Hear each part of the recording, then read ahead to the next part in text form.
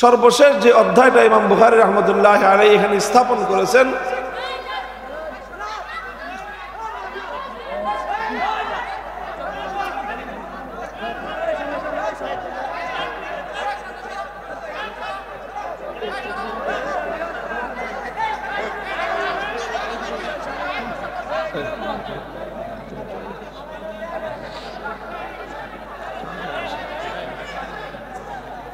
ইসলামের কথা হলো যে বদলেগা জমানা লাখো মগর কুরআন না বদলা যায়েগা। সারা পৃথিবীর সব কিছু বদলে যেতে পারে, পরিবর্তন হয়ে যেতে পারে। এজন্য এটা আমাদের বিশ্বাস যে আসমান জমিন পরিবর্তন হতে পারে, মাথার উপরের আসমান কোনো কারণে পায়ের নিচে আসতে পারে, পায়ের নিচের মাটি মাথার উপরে আসমানে চলে যেতে পারে। সব পরিবর্তন হওয়া সম্ভব, কিন্তু আল্লাহর কোরআন এবং নবীর হাদিসের মধ্যে বিন্দু বিসর্গের কোনো পরিবর্তন হবে না। এই জন্যই ইসলাম যেহেতু শুধুমাত্র কোরআন এবং হাদিসের উপর নির্ভরশীল, এই কারণে ইসলামের কোনো বক্তব্যের পরিবর্তন নাই। 1400 বছর আগে ইসলাম যা বলেছে আজও ইসলাম তাই বলে। আরো 1400 বছর যদি দুনিয়া টিকে থাকে, 1400 বছর পরেও ইসলামের সকল বক্তব্য এভাবেই থাকবে। এটা একমাত্র ইসলামের বৈশিষ্ট্য, কারণ ইসলাম নির্ভর করে কোরআন এবং হাদিসের উপর। স্বস্তিদায়ক, শান্তিদায়ক এবং সফল হবে যদি সেই রাজনীতি কোরআন হাদিসের উপর নির্ভরশীল হয়। এই জন্য ইমাম বুখারীর তালিম হলো যে সর্বক্ষেত্রে কোরআন হাদিসের উপর নির্ভর করো। মুসলমানদের কথা হবে কোরআন হাদিস যেখানে, কোরআন হাদিস যেখানে, কোরআন সুন্নাহ যেখানে, কোরআন সুন্নাহ নাই যেখানে। এই হলো ইমাম বুখারীর তালিম। আল্লাহ পাক রব্বুল আলামিন আমাদের সকলকে এই তালিম এবং এই শিক্ষাটা গ্রহণ করে জীবনকে সে আলোকে পরিচালিত করার তৌফিক এনায়েত করেন। ইসলাম যদি বিজ্ঞানের উপর নির্ভরশীল হতো তাহলে ইসলামও পরিবর্তনশীল হয়ে যেত। ঠিক এরকম বিজ্ঞানের উপর যেরকম ইসলাম নির্ভর করে না, ইসলাম কোনো যুক্তিতর্কের উপরেও নির্ভর করে না। কারণ যুক্তিতর্ক জিনিসটা এরকম যে এটা যে যে যার যার মতো যুক্তি উপস্থাপন করতে পারে। এখন ইসলাম যদি নির্ভরশীল হতো যুক্তির উপর, তো একজন যুক্তি দিয়ে ইসলামকে প্রমাণ করত, আরেকজন পাল্টা যুক্তি দিয়ে ইসলামকে খণ্ডন করে দিত। নাউজুবিল্লাহ। এই জন্য আল্লাহ পাক রব্বুল আলামিন ইসলামকে কোনো যুক্তির উপর নির্ভরশীল করেন নাই। হ্যাঁ, ইসলামের প্রত্যেকটা কথা, প্রত্যেকটা বিধান, প্রত্যেকটা মতবাদ যুক্তিসম্মত। যুক্তিসম্মত হওয়া এক কথা, আর যুক্তির উপর নির্ভরশীল হওয়া আরেক কথা। ইসলামের সকল কথা, সকল বক্তব্য, সকল মতবাদ সব কিছুই যুক্তিসম্মত, কিন্তু কোনোটাই যুক্তির উপর নির্ভরশীল নয়। তো এই জন্য যেহেতু যুক্তিও পরিবর্তনশীল, বিজ্ঞানও পরিবর্তনশীল, দর্শনও পরিবর্তনশীল, একমাত্র অপরিবর্তনীয় জিনিস হলো আল্লাহর কোরআন এবং নবীর হাদিস। এই জন্য ইসলাম শুধুমাত্র কোরআন হাদিসের উপরে নির্ভর করেছে। ইসলামের কথা হলো যে বদলেগা জমানা লাখো মগর কুরআন না বদলা যায়েগা। সারা পৃথিবীর সব কিছু বদলে যেতে পারে, পরিবর্তন হয়ে যেতে পারে। এজন্য এটা আমাদের বিশ্বাস যে আসমান জমিন পরিবর্তন হতে পারে, মাথার উপরের আসমান কোনো কারণে পায়ের নিচে আসতে পারে, পায়ের নিচের মাটি মাথার উপরে আসমানে চলে যেতে পারে। সব পরিবর্তন হওয়া সম্ভব, কিন্তু আল্লাহর কোরআন এবং নবীর হাদিসের মধ্যে বিন্দু বিসর্গের কোনো পরিবর্তন হবে না।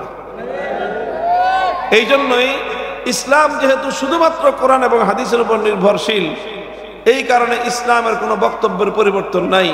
1400 বছর আগে ইসলাম যা বলেছে আজও ইসলাম তাই বলে। আরো 1400 বছর যদি দুনিয়া টিকে থাকে, 1400 বছর পরেও ইসলামের সকল বক্তব্য এভাবেই থাকবে। এটা একমাত্র ইসলামের বৈশিষ্ট্য, কারণ ইসলাম নির্ভর করে কোরআন এবং হাদিসের উপর। ইসলাম বৈজ্ঞানিক বিশ্লেষণের উপর নির্ভর করে না, তাহলে ইসলামের কথা যুগে যুগে পরিবর্তন হইতো। এমনকি ইসলাম যুক্তির উপরেও নির্ভরশীল না। যদিও যুক্তি মানুষের কাছে খুব আকর্ষণীয় হয়, আকৃষ্ট হয়, কিন্তু ইসলাম যুক্তির উপর নির্ভরশীল না। কারণ যুক্তি এমন একটা জিনিস যেটা চতুর্দিক দিয়েই কাটে, সবাই যার যার মতো যুক্তি দিতে পারে। আমি সবসময় একটা গল্প বলে থাকি শাইখুল হাদিস আল্লামা আজিজুল হক রহমতুল্লাহ আলাইহির সূত্র দিয়ে, যে তিনি যুক্তির অসারতা প্রমাণ করার জন্য একটা গল্প কথা বলতেন। গল্পটা সুপ্রসিদ্ধ একটা গল্প। যে এক লোক গাধা নিয়ে যাচ্ছে বাজারে বিক্রি করবে, সঙ্গে তার ছোট একটা ছেলে। লোকটা গাধার পিঠে সওয়ার হয়ে চলছে বাজারের দিকে, ছেলেটা তার পায়ে হেঁটে চলতেছে পিছনে পিছনে। পথ চলতে চলতে একদল মানুষের সঙ্গে দেখা, তারা এই দৃশ্য দেখে লোকটাকে ভর্ৎসনা করলো, বলল যে দেখো কত বড় নির্দয় বেটা, যে নিজের ছোট ছেলেটাকে পায়ে হাঁটায় না, আর বুড়া বেটা গাধার উপর সওয়ার হয়ে যায়। লোকটা চিন্তা করলো কথার উপর মধ্যে যুক্তি আছে, এই জন্য সে যুক্তির কাছে সারেন্ডার করে সেই লোকটা গাধার পিঠ থেকে নেমে তার ছেলেটাকে গাধার পিঠে আরোহণ করলো। এইভাবে কিছু দূর চলার পরে আবার দ্বিতীয় দল মানুষের সঙ্গে দেখা, তারা বলে তাকায় দেখো কত বড় বেয়াদবের বেয়াদব, যে বাপ হেঁটে যায় আর পোলা গাধার পিঠে সওয়ার হয়ে যায়। এরকম বেয়াদবের ছেলে, বেয়াদবের পোলা, আর বাপটাও ছেলেকে বেয়াদবি শিখাইতেছে। লোকটা বলল যে এই কথাটাও খুবই যুক্তিসম্মত, কথার মধ্যে যুক্তি আছে। এই জন্য সে যুক্তির কাছে আত্মসমর্পণ করে ছেলেকে গাধার পিঠ থেকে নেমে নামায়ে এবার বাপ বেটা দোনোজন গাধার উপরে সওয়ার হয়েছে। দোনোজন সওয়ার হয়ে কিছু দূর পথ চলার পর 3 নম্বর আরেক দল লোকের সঙ্গে দেখা, তারা বলতে আরম্ভ করলো দেখো লোক দুটা কেমন পাষণ্ড, ছোট্ট একটা গাধা অবলা প্রাণী, এই গাধার পিঠে বাপ বেটা দুইজন আরোহণ করে বসছে, এত বড় পাষণ্ড মানুষ হয়? লোকটা বলল যে কথার মধ্যে যুক্তি আছে, সেই জন্য যুক্তির কাছে আত্মসমর্পণ করে এখন চিন্তা করলো যে তাহলে গাধার পিঠে সওয়ার হওয়া যাবে না। গাধার পিঠে সওয়ার হওয়া যাবে না, তাহলে কি করবে? তাহলে চলো গাধাকে হাঁটায় নিয়ে চলো, গাধাও হাঁটে যাক, আমরাও হেঁটে যাই। তো বাপ বেটা দুজন গাধা নিয়ে হাঁটে যেতেছে। কিছু দূর যাওয়ার পর চতুর্থ দলের সঙ্গে দেখা, ওই লোকগুলো বলতে লাগলো যে দেখো 3টা গাধা হাঁটে যায়। কয়টা গাধা? 3টা হলো গাধা। কেমনে? একটা তো আসল গাধা, একটা আসল গাধা, আর বাকি 2টা গাধা হলো কেমনে? তোমাদেরকে আল্লাহ পাক একটা গাধা দিয়েছেন, একটা বাহন দিয়েছেন। ওয়াল খাইলা ওয়াল বিগালা ওয়াল হামিরা লিতারকাবুহা ওয়া জিনাহ ওয়া ইয়াখলুকু মা লা তা'লামুন। গাধাকে আল্লাহ সৃষ্টি করেছেন মানুষের আরোহণ করার জন্য, যেরকম ঘোড়া খচ্চর এগুলোকে আল্লাহ সৃষ্টি করেছেন আরোহণ করার জন্য। তো তোমার কাছে যেহেতু বাহন আছে, তুমি আরোহণ করো, না হয় তোমার ছেলেকে আরোহণ করাও, বাহনটাকে কাজে লাগাও। এটা কেমন কথা হলো যে বাহনও হেঁটে যায়, তোমরাও হেঁটে যাও, মাথার মধ্যে ঘিলু বুদ্ধি তো কিছুই নাই, সম্পূর্ণ আস্ত গাধা। এখন লোকটা বললো যে তাও তো কথা ঠিক, আসলেই তো কথা, যে আমার কাছে বাহন আছে, আমি বাহন থাকতে হেঁটে যাবো কেন? তো গাধা না হইলে এরকম কাজ করে নাকি? এখন লোকটা বিপাকে পড়ে গেল যে তাহলে করবোটা কি? আমি একা আরোহণ করলাম, হইলাম নির্দয় বাপ, পোলায় আরোহণ করলো, হইল বেয়াদব ছেলে, 2জন আরোহণ করলাম, হইলাম পাষণ্ড আরোহী, দুজন নামলাম, শেষ পর্যন্ত হইলাম। এখন লোকটা চিন্তা করে যে আসলে সমস্যা কোথায়? গাধাটার সাথে থাকলেই সমস্যা, কারণ গাধা যদি না থাকতো তাহলে মানুষ এত কথা বলতো না। তো এই কথা চিন্তা করে লোকটা গাধাই ছেড়ে দিয়ে, যা গাধা থাকলেই সমস্যা, মাথা থাকলেই ব্যথা, মাথা নাই ব্যথাও নেই, এই জন্য মাথা কেটে ফেলা যায় নাকি? তো এই লোকটা এই কাম করলো, যুক্তির পিছনে পড়ে সে কি করছে? গাধা ছেড়ে দিছে। এখন গাধা যখন ছেড়ে দিছে, গাধা নাচতে নাচতে জঙ্গলে চলে গেছে। প্রত্যেক যুগেই মুসলমানদের মধ্যে এমন কিছু মানুষের আবির্ভাব হয়েছে যাদের জীবনের মূল নীতি হলো যেটা বুঝে আসে না সেটা তারা মানে না, যেটা বুঝে আসে সেটা মানে।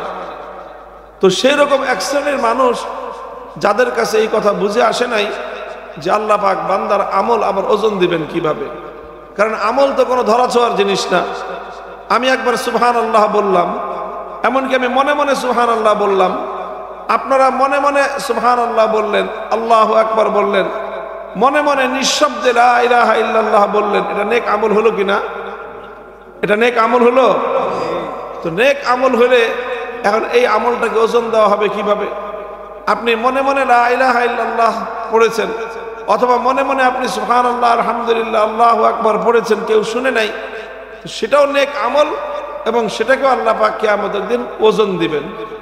এখন এই লোকগুলোর বুঝে আসে নাই যে আমল তো ধরা যায় না, ছোঁয়া যায় না, স্পর্শ করা যায় না, সেই জিনিসকে আবার ওজন দেওয়া হবে কিভাবে?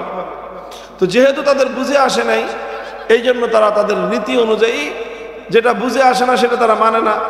এই জন্য তারা ওজন বুঝে না আসার কারণে তারা আমল ওজন হওয়াকে অস্বীকার করেছে। ইমাম বুখারী রাহমাতুল্লাহি আলাইহি তিনি ঐতিহাসিক ভূমিকা পালন করেছেন।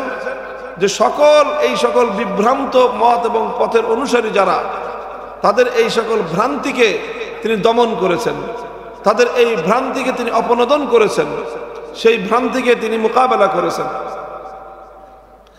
তো ঠিক সর্বশেষ যে অধ্যায়টা ইমাম বুখারী রাহমাতুল্লাহি আলাইহি এখানে স্থাপন করেছেন,